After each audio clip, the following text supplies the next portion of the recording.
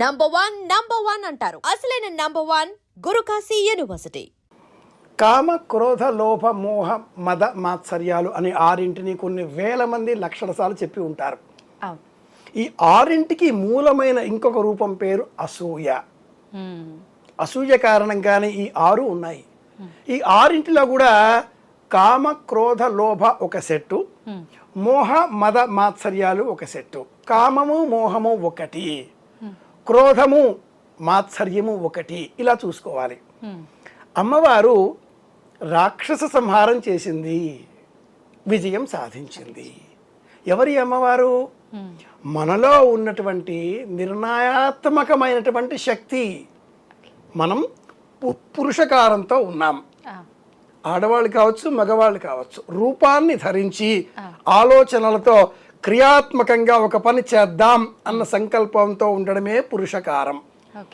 ఈ ఆలోచన సక్రియగా మారినప్పుడు శక్తిని వినియోగించాల్సి వస్తుంది. మీరంతా వింటున్నారు అంటే శక్తి, నేను చెబుతున్నాను అంటే శక్తి, ఈ ప్రసార మాధ్యమం శక్తి. కనుక ఈ శక్తి రూపంలో మనం విజయం పొందాలి అంటే పాజిటివ్గా మన ఆలోచనలు ప్రయాణించాలి, వ్యతిరేకం కాకూడదు. 9 రోజులు నవరాత్రులు అమ్మవారిని అంటే శక్తిని నవరూపాలతో అర్చించి అనేక నియమాలతో.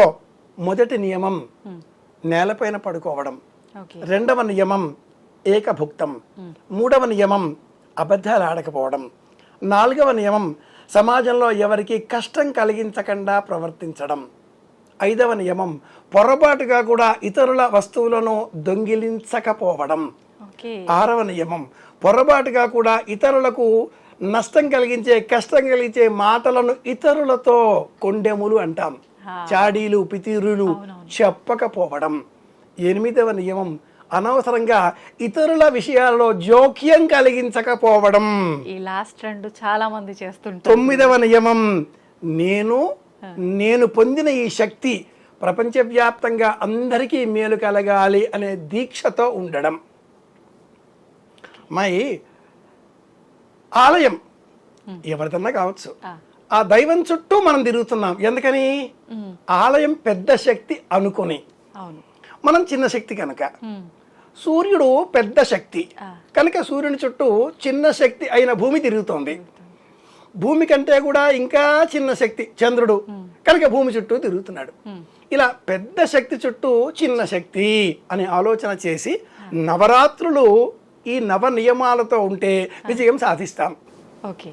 అది 10వ రోజు. ఆ రోజు తప్పనిసరిగా దసరా నాడు శ్రవణ నక్షత్రం ఉంటుంది. శ్రవణము అంటే వినడం అని అర్థం. శుశ్రవ శుశ్రవసం, బాగా వినాలి. ఖగోళ విజ్ఞానం అంటే ఆస్ట్రానమీ, అస్ట్రాలజీ కాదు. అస్ట్రాలజీ ఆ ఫలితాలు చెప్పి కాసులు చేసుకునేది, అది సత్యమైంది కాదు అనే విషయం మనకు అనవసరం.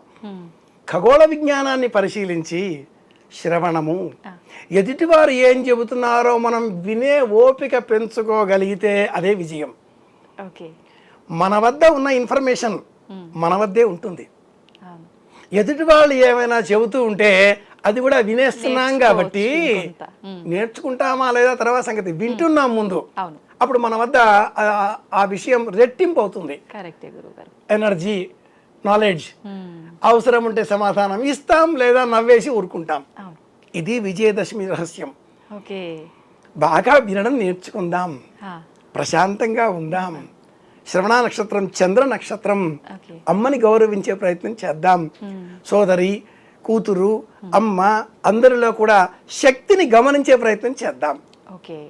విజయదశమి అంటే నవరాత్రులలో ఏ ఎనర్జీ మనం పొందామో ఆ పొందిన ఎనర్జీతో ప్రపంచానికి మేలు కలిగే పని చేయడం. మనం ఏం చేస్తున్నాం? జమ్మి చెట్టు దగ్గరికి వెళ్తున్నాం, సాయంత్రం పూజ చేస్తున్నాం, పాలపిట్ట చూస్తున్నాం, దేవాలయ దర్శనం చేస్తున్నాం, కొత్త బట్టలు వేసుకుంటున్నాం. ప్రజలందరికీ నా కొత్త బట్టలు చూశారా అని ప్రదర్శన, ఎగ్జిబిషన్ చేస్తున్నాం. ఇంటికి వచ్చేసేసి అతి గుంభనంగా బంగారం అన్నట్లుగా ఆకాశంత జమ్మి ఆకు. జమ్మి ఆకు, చింత ఆకు వలె ఉండే చిన్నది, అలాగే రూపాయి కాసంత ఉండే ఆరే చెట్టు కొమ్మ ఆకు కాస్త పెద్దగా ఉంటుంది. జమ్మి ఆకు, ఆరే చెట్టు, వెండి బంగారం, వాటిని అందించి నమస్కారం చేస్తున్నాం. నిజానికి జమ్మి చెట్టు బెరడుకు అనేక ఆయుర్వేద విలువలతో కూడుకున్న ప్రయోజనాలు ఉన్నాయి. జమ్మి చెట్టు బెరడు ఉడకబెట్టి ఆ నీరు స్వీకరిస్తే మహిళలకు సంబంధించిన మాసిక నియమాలలో వచ్చే దోషాలు తొలగిపోతాయి. ఆయుర్వేద రహస్యం. ఓకే. కృష్ణ యజుర్వేదంలో బ్రహ్మదేవుడు అగ్నిహోత్రుని పుట్టిస్తే అగ్నిహోత్రుడు బ్రహ్మనే కాల్చడం మొదలెట్టాట. దాంతో ఆ బ్రహ్మ వెంటనే జమ్మి చెట్టును సృష్టించడంతో అగ్నిహోత్రుడిని శమింపజేయగలిగాడు ఆ ఆకులతో. కనుక జమ్మి ఆకులలో విపరీతమైన వేడి ఉంటుంది. పూర్వకాలంలో అగ్నిని మతించాలి అంటే ఒక చెక్క ముక్క మీద ఇంకో చెక్క ముక్క పెట్టేసి ఇలా మతించేసేసి అగ్ని జ్వాజ్వల్యంగా తీసేవారు కదా. ఆ దిగువన ఉండే చెక్క ముక్క జమ్మి చెట్టు, ఎగువన ఉండే చెక్క ముక్క రావి చెట్టు. ఇలా ఈ జమ్మి చెట్టును పూజించడంలో అర్థం ఏమిటి అంటే మనలో ఉండేటటువంటి కోపము, ఆగ్రహము, అగ్నిహోత్ర స్వభావము తొలగిపోవాలి. అయితే గురుగారు కరెక్టే మీరు చెప్పింది, కానీ విజయదశమికి జమ్మి చెట్టుకే ఎందుకు కనెక్షన్? అదే చెప్పబోతున్నాను. 9 రోజుల ఉపవాస దీక్షలో ఉపవాసం ఉండి ఉండి ఉండి మనలో ఓపిక ఒక పతాక స్థాయికి చేరుతుంది. కొన్ని గంటలు ఓపికతో మనం ఉపవాసం ఉంటేనే నాకు కోపం రాదు కానీ అంటూ ఉంటాం.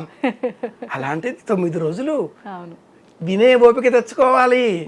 కనుక జమ్మి చెట్టు ఆధారం మహాభారతం, ఆధారం రామాయణం. విరాట పర్వంలో పాండవులు అజ్ఞాతవాసం చేస్తూ మొట్టమొదటగా వాళ్ళందరి పేర్లు విజయ విజయ విజయ అనే పేర్లే ఉంటాయి. నాటక పరిభాషలో కంకుభట్టు, వలలుడు, బృహన్నల, తంత్రిపాల, దామగ్రంథి ఈ పేర్లు మనం పెట్టుకుంటాం. కానీ 5 పేర్లు రహస్యనామాలు విజయకేతనుడు, విజయసేనుడు అనే పేర్లే ఉంటాయి. తమ ఆయుధాలన్నింటినీ జమ్మి చెట్టు కొమ్మల్లో కట్టేశారు. ఓపిక కావాలి. వాళ్ళెవరు? పాండవులు, యోధాన యోధులు.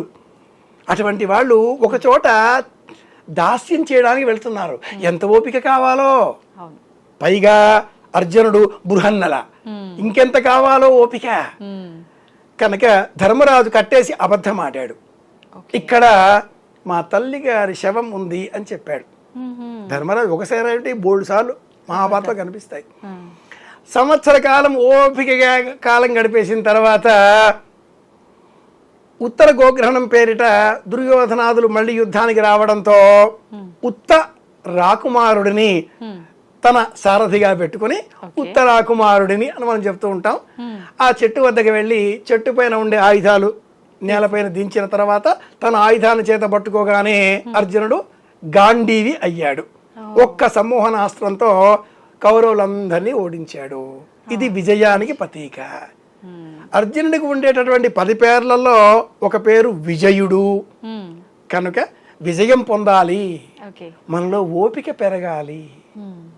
శమీ శమయతే పాపం. జమ్మి చెట్టు చేతబుచ్చుకుంటే మనం చేసిన పాపం తొలగిపోతుందట. పాపం అంటే ఈ 9 రోజులు ఏవైతే చేయకూడని అనుకున్నామో అవి చేయడమే. ఇతరులకి నష్టం కలిగించడం, ఇతరులకి కీడు కలిగించేటటువంటి మాటలని మనమే ప్రచారం చేయడం, ఇతరుల సొమ్ము అపహరించడం, ఇవన్నీ పాపాలు కాదు. తెలిసి తెలియక చేసి ఉంటాం. అవి తొలగించుకోవడం కోసం జమ్మి ఆకుల్ని పట్టుకోవాలి. శమీ శత్రు వినాశనం. శత్రువులు ఎవరు? అసూయ, కామక్రోధాదులు ఉన్నాయి, లోపలే ఉంటాయి. బయట ఎవరు శత్రువులు గారండి, అందరూ మిత్రులే. వాళ్ళల్లో ఉండే ఈ అవగుణాలు మనకు కష్టం కలిగిస్తాయి. అలాగే వాళ్లకు కూడా మనలో ఉండే ఈ అవగుణాలే కష్టం కలిగిస్తాయిగా. కాబట్టి శత్రువులు ఎవరు అంటే అవగుణాలు, అవలక్షణాలు. అవి తొలగిపోవాలి. వీటిని పెద్దవాళ్ళకి ఇచ్చి చిరంజీవ అంటూ ఆశీర్వచనం స్వీకరించాలి. అర్జునస్య ధనుర్ధారి రామస్య ప్రియదర్శన. విజయదశమి నాడు మనం చెయ్యవలసింది సూర్యోదయం కంటే పూర్వమే లేచి చక్కగా స్నానాదికాదులు చేసి ఉదయమే కొత్త బట్టలు కట్టుకోవాలి. సంప్రదాయపరమైన దుస్తులు ధరించి దేవతారాధన చేసి దీపారాధన చేసి ఇష్టంగా కుటుంబ సభ్యులందరూ కూడా కలిసి చక్కగా తీపి పదార్థం తినాలి. ముందు తీపి, మధ్యలో తీపి, చివరిలో తీపి తప్పనిసరి. భోజనంలో ఆది మధ్య అంతం తీపి. ఓకే. సాయంత్రం 4:50 అపరాజిత ముహూర్తం అనే ముహూర్తం ఉంటుంది అన్నట్టు. అమ్మాయి ఈ మధ్య కాలంలో ఒక్క ఐ డ్రీమ్ సత్యం చెబుతుంది. ఇలాంటివి అనేక ఛానల్స్ మొదలయ్యాయి. ఎవరికి తోచింది వాళ్ళు ఇది అపరాజిత ముహూర్తం, ఇది ఈ సమయంలో మీరు ఈ పని చేశారో విజయం మీదే, చేయలేదో మీరు అయిపోతారు అని బెదిరించే భయపెట్టే మాటలు చెబుతూ ఉన్నారు. అవేవి శాస్త్ర ప్రమాణాలు కావు. సూర్యాస్తమయానికి 48 నిమిషాల కంటే పూర్వం ఉన్న సమయం అపరాజిత ముహూర్తం. ఓకే. అలాగే సూర్యాస్తమయం అయిన తరువాత కూడా 48 నిమిషాల వరకు ఉంటుంది. ఓకే. 5:30 to 6:30. 30. ఈ సమయంలో మనం జమ్మి చెట్టును చూచి దర్శనం చేసుకుని నమస్కారం చేయాలి. ఈ ముహూర్తానికి అపరాజిత ముహూర్తం అని పేరు. ఈ సమయంలో శకున శాస్త్రం ఒకటి ఉంది. అందులో ఒక పక్షిని చూస్తే మేలని చెప్తారు కాబట్టి పాల పిట్టను చూడండి అన్నారు. ఏ పిట్టను చూసే అవసరం లేదండి. మీ మనసును మీరు చూసుకున్నా చాలు. నేను అన్యాయం చేయను, నేను ఎవరికి పొరపాటుగా కూడా పితూరీలు చెప్పను, నా వల్ల ఎవరికి ఏ కష్టం కలగకుండా